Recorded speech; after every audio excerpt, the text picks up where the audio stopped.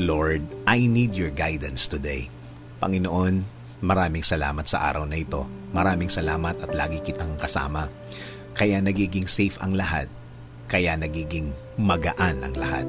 Patuloy niyo po akong samahan sa araw na ito.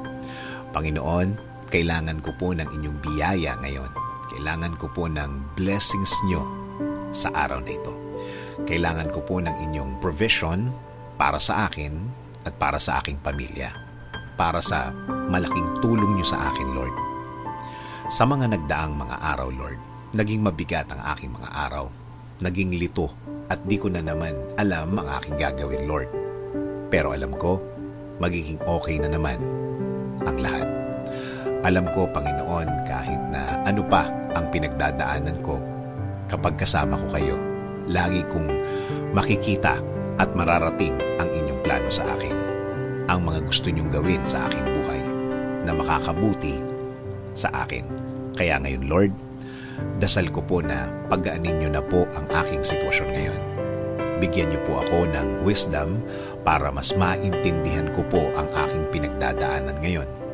Bigyan niyo po ako ng guidance sa araw na ito. Bigyan niyo po ako ng katahimikan ng isip.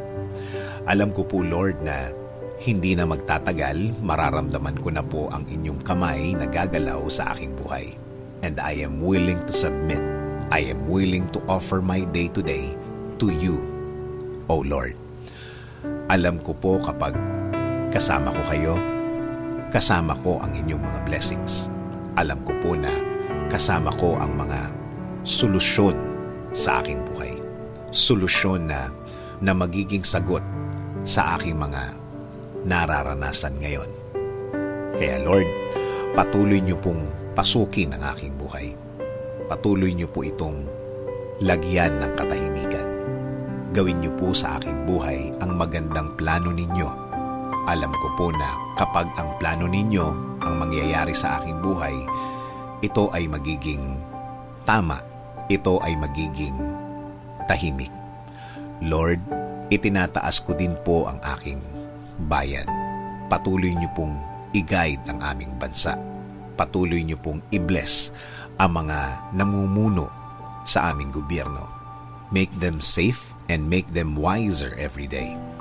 Salamat, salamat Panginoon sa inyong biyaya sa araw-araw. In Jesus' name we pray. Amen. Sabi nga sa John 16:13, "But when He, the Spirit of truth, comes, He will guide you into all the truth. He will not speak on His own. He will speak only what He hears, and He will tell you what is yet to come."